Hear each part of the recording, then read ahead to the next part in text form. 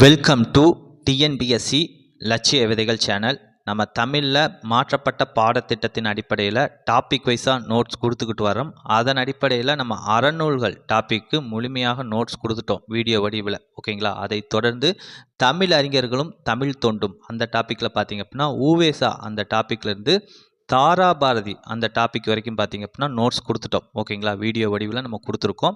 இது வரைக்கும் யார் பார்க்கல அப்படின்னா பாருங்கள், அதோடைய லிங்க் வந்து நான் டிஸ்கிரிப்ஷனில் தரேன்.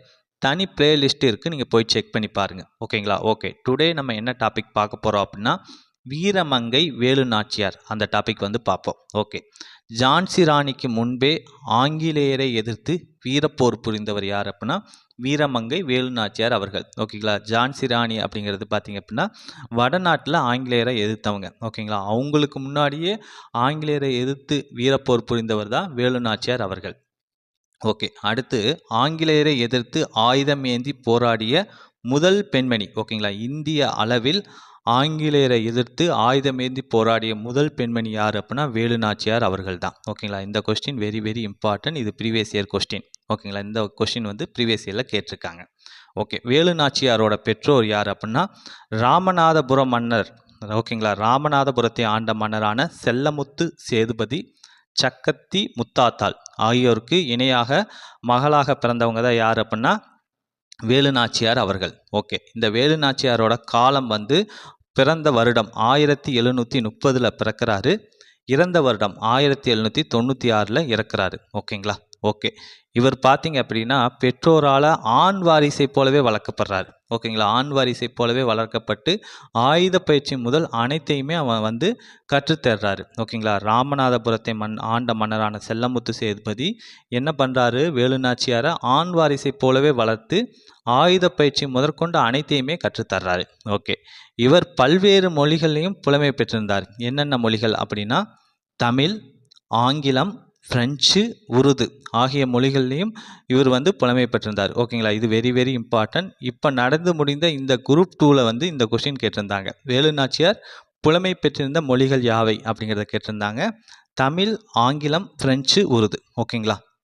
ஓகே, இதில் பார்த்தீங்க அப்படின்னா இந்த உருது மொழியை கற்றுறதுனால ஒரு மிகப்பெரிய நன்மை உங்களுக்கு கிடைச்சது. அதை வந்து நம்ம பின்னாடி பார்ப்போம். ஓகே, இவர் கற்றிருந்த கலைகள் என்னென்ன அப்படின்னு பார்ப்போம். அதாவது சிலம்பம், குதிரையேற்றம், வாட்போர், விற்பயிற்சி ஆகியவற்றையும் வேலு நாச்சியார் அவர்கள் முறையாக கற்றுக்கொண்டார், ஓகேங்களா. எல்லாமே சிலம்பம், குதிரையேற்றம், வாட்போர், விற்பயிற்சி. ஓகே, இவர் வந்து சிவகங்கை மன்னர் முத்துவடுகநாதரை வந்து வேலு நாச்சியார் அவர்கள் திருமணம் முடிச்சுக்கிறார், ஓகேங்களா. 1746 எந்த வருடம் அப்படின்னா 1746, பிறந்தது 1730, திருமணம் முடித்தது பார்த்திங்க அப்படின்னா 1746.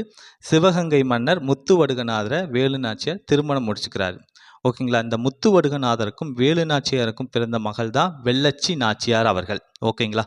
ஓகே, இப்போ 1772 ஆண்டு என்ன பண்ணுறாங்க ஆங்கிலேயர்கள் சிவகங்கை சீமையின் மீது படையெடுக்கிறாங்க.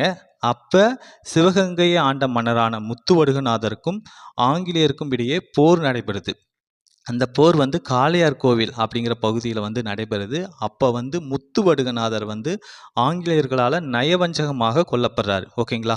ஓகே, அப்போ வந்து என்ன பண்ணுறாங்க அப்படின்னா தன் கணவர் இறந்த செய்தியை கேட்டதுமே என்ன பண்ணுறாரு வேலு நாச்சியார் அவர்கள் தன் மகளுடன் தப்பித்து, ஓகேங்களா, சிவகங்கையை விட்டு போய் திண்டுக்கல் அருகே விருப்பாட்சியில் ஹைதர் அலி அவங்களுடைய பாதுகாப்பில் கிட்டத்தட்ட 8 ஆண்டு காலம் இருக்கிறார், ஓகேங்களா. 1772 வெளியேறி 1780 வரைக்குமே எங்கே இருக்கிறாரு, திண்டுக்கல் அருகே விருப்பாட்சியில் தங்கியிருக்கிறாரு, ஓகேங்களா. ஓகே, அப்படி இருக்கும்போதும் சிவகங்கையை மீட்க வேண்டும் அப்படிங்கிற அந்த ஒரு எண்ணம் வந்து வேலு நாச்சியார் மனசில் வந்து முழுக்க பரவி இருந்தது, ஓகேங்களா. அப்போ அந்த திண்டுக்கல் கோட்டையில் ஒரு படையை திரட்டி பயிற்சி அளிக்கிறார். கட்டாயம் நம்ம சிவகங்கையை மீட்கணும் அப்படின்னு வந்து உறுதி போடுறாரு. அதற்காக வந்து ஆங்கிலேயர்களை எதிர்க்கும் மனப்பான்மை கொண்டவர்களோட கூட்டணி வைக்கிறாரு, ஓகேங்களா. கர்நாடகத்தில் பார்த்தீங்கன்னா ஹைதர் அலியும், தமிழ்நாட்டில் கோபால நாயக்கர் இவங்கெல்லாம் பார்த்தீங்கன்னா ஆங்கிலேயர்களை இந்தியாவை விட்டே விரட்டணும் அப்படிங்கிற எண்ணம் கொண்டவர்களாக இருந்தாங்க. அவர்களோட வேலு நாச்சியார் அவர்கள் கூட்டணி வைக்கிறாங்க, ஓகேங்களா. ஓகே, அப்பொழுது வேலு நாச்சியார் வந்து மைசூர் மன்னர் ஹைதர் அலியை சந்தித்து ஆங்கிலேயரை எதிர்ப்பது குறித்து கலந்து பேசினார், ஓகேங்களா. இப்போ வந்து என்ன அப்படின்னா மைசூர் மன்னர் ஹைதர் அலியோட தாய்மொழி என்ன அப்படின்னா உருது, ஓகேங்களா. வேலு நாச்சியாருக்கும் உருது மொழி தெரியும்.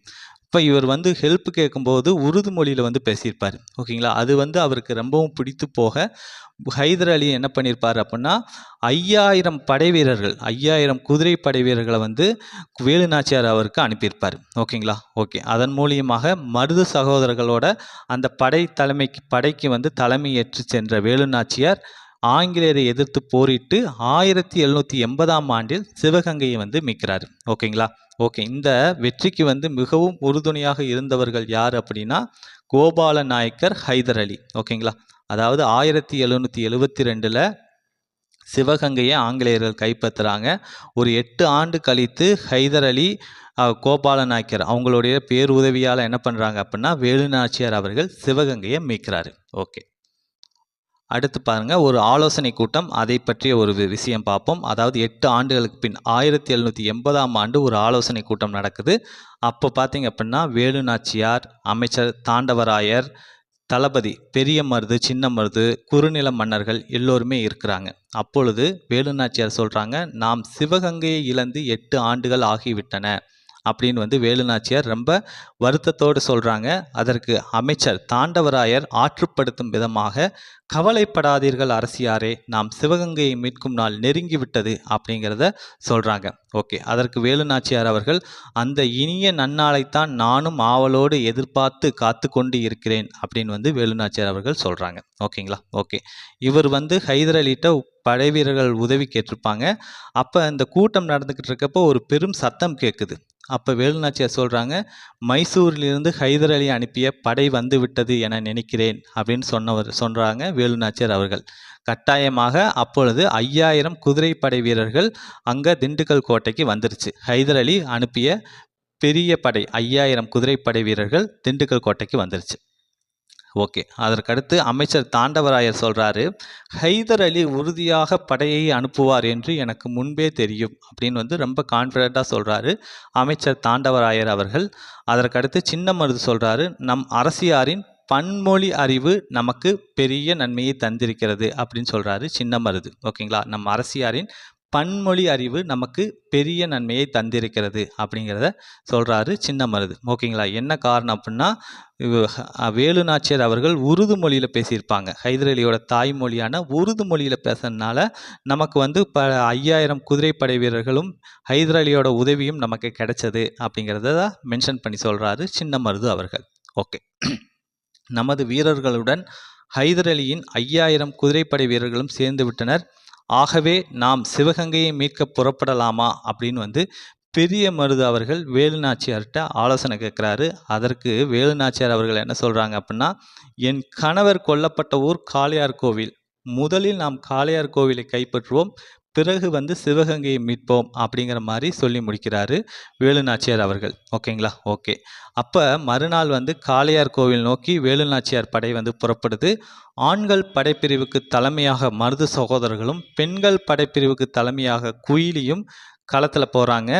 அப்போ பார்த்தீங்க அப்படின்னா அந்த போரில் வந்து ஆங்கிலேயரோட படை வந்து தோற்று போகுது. அப்புறம் வந்து பெரிய மருது சொல்கிறாரு, அரசியார் அவர்களே, காளையார் கோவில் நம் கைக்கு வந்து விட்டது. நாம் இப்போதே சிவகங்கை கோட்டையை தாக்கினால் ஆங்கிலேயரை விரட்டி அடித்து விடலாம் அப்படின்னு வந்து சொல்கிறாரு பெரிய மருது அவர்கள். அதற்கு வேலு நாச்சியார் அவர்கள் சொல்கிறாங்க, அவசரம் வேண்டாம், இப்போது சிவகங்கை கோட்டை கதவுகள் அடைக்கப்பட்டிருக்கும். வரும் விஜயதசமி திருநாள் அன்று திறக்கப்படும். அப்போது நமது படைகள் உள்ளே நுழையலாம் அப்படின்னு சொல்கிறாங்க வேலு நாச்சியார் அவர்கள். ஓகேங்களா. என்ன காரணம் அப்படின்னா, விஜயதசமி நாளில் கோட்டைக்குள் செல்வதற்கு பெண்களுக்கு மட்டும் அனுமதி உண்டு. ஓகேங்களா. பெண்கள் மட்டும் அந்த விஜயதசமி நாளில் சிவகங்கை கோட்டைக்கு செல்றதுக்கு அனுமதி இருக்குது. ஓகேங்களா. நமது பெண்கள் உள்ளே தாக்குதலை தொடங்கியதும் நமது ஆண்கள் படைப்பிரிவினரும் கோட்டைக்குள் நுழைந்து தாக்கட்டும், ஆங்கிலேயரை விரட்டி அடித்து விடலாம் அப்படின்னு சூப்பர் ஐடியாலஜி சொல்கிறாங்க வேலு நாச்சியார் அவர்கள். ஓகேங்களா. ஓகே. இப்பொழுது இந்த வேலு நாச்சியார் அவர்களுடைய வாழ்க்கை வரலாற்றில் ஒரு 2 பெண்களுடைய தியாகங்களை வந்து மறக்கவே முடியாது. முதல் பெண் உடையாள், 2வது பெண் குயிலி. ஓகேங்களா. இந்த உடையாள் பார்த்தீங்க அப்படின்னா என்ன அப்படின்னா, அதாவது போரில் வந்து முத்துவடுகநாதர் தோத்துருவார். உடனே அவங்க திண்டுக்கல் விருப்பாச்சி கோட்டைக்கு வந்து போயிடுவாங்க. ஓகேங்களா, திண்டுக்கல் விருப்பாச்சி கோட்டைக்கு வேலுநாச்சியார் அவர்கள் போயிடுவாங்க. ஓகேங்களா, ஆங்கிலேயர்களுக்கு இந்த தகவல் தெரியவே இல்லை. ஓகேங்களா, அதனால் என்ன பண்ணுறாங்க அப்படின்னா, வேலுநாச்சியாருக்கு நெருக்கமான பெண்ணான உடையாள் அப்படிங்கிற பெண்ணை கூப்பிட்டு வேலுநாச்சியார் எங்கே இருக்காங்க அதை மட்டும் நீங்கள் காட்டி கொடுங்க அப்படிங்கிற மாதிரி சொல்கிறாங்க, வற்புறுத்துறாங்க. ஆனால் உடையாள் அப்படிங்கிற அந்த பெண் வந்து கடைசி வரைக்கும் சொல்லவே இல்லை, மறுத்துட்டாங்க. ஓகேங்களா, இவளால் எந்த ஒரு பயனும் இல்லை அப்படிங்கிறதுனால என்ன பண்ணிடுறாங்க, ஆங்கிலேயர்கள் அவரை கொன்றுறாங்க. ஓகேங்களா, அதனால் அந்த ஒரு தகவலை வந்து அமைச்சர் தாண்டவராயர் வந்து வேலுநாச்சியார் அவர்கள்ட்ட சொல்கிறாரு. அப்போ தாண்டவராயர் ஒரு கருத்து சொல்கிறாரு, நாம் வந்து உடையாள் அப்படிங்கிற அந்த ஒரு பெண்ணுக்கு உரிய முறையில் சிறப்பு செய்ய வேண்டும் அப்படிங்கிற அந்த ஒரு விஷயத்தையும் தாண்டவராயர் சொல்கிறாரு வேலுநாச்சியார்கிட்ட. ஓகேங்களா, இதை கேட்ட வேலுநாச்சியார் அவர்கள் என்ன சொல்கிறாங்க அப்படின்னா, கட்டாயமாக நம்ம செய்யலாம், அவருக்கு வந்து ஒரு நடுவதற்கு ஏற்பாடு செய்யுங்கள், அவரது பெருமையை எல்லோரும் அறிந்து கொள்ளட்டும் அப்படின்னு வந்து வேலுநாச்சியார் அவர்கள் சொல்கிறாரு. ஓகேங்களா, அந்த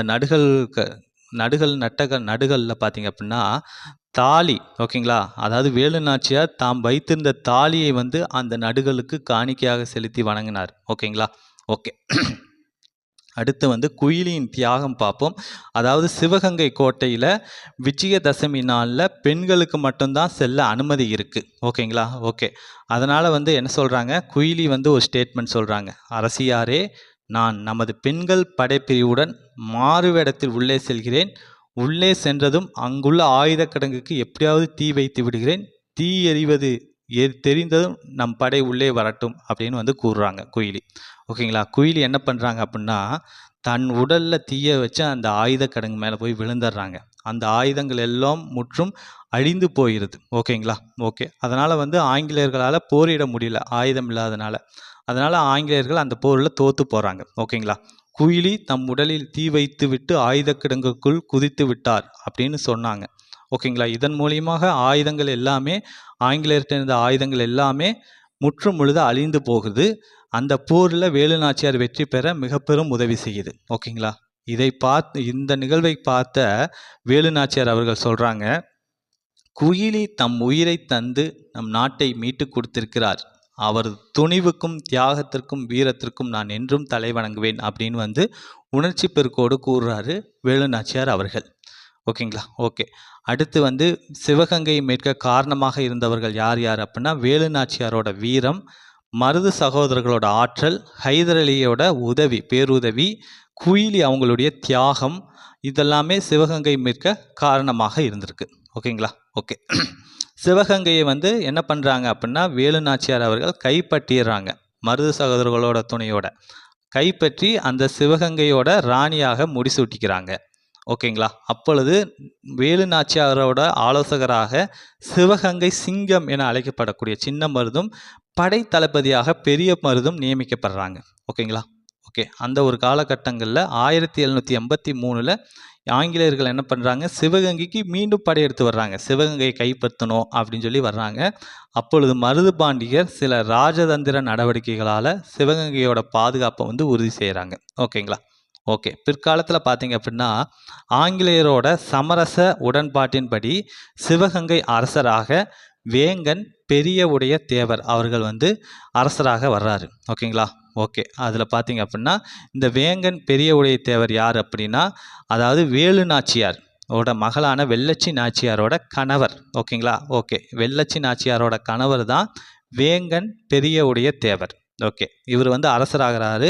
அந்த ஒரு பீரியடில் பார்த்தீங்கன்னா 1790ஆம் ஆண்டு வெள்ளச்சி நாச்சியார், இவருக்கு மனம் முடித்து வைக்கப்பட்ட வெள்ளச்சி நாச்சியார் சந்தேகத்துக்கு இடமான முறையில் வந்து இறந்து போகிறாரு. ஓகேங்களா, ஓகே. இந்த வீடியோ பதிவில் நம்ம வேலுநாச்சியார் பற்றி முழுமையாக பார்த்துட்டோம். மீண்டும் அடுத்த ஒரு வீடியோ பதிவில் சந்திப்போம். தேங்க்யூ.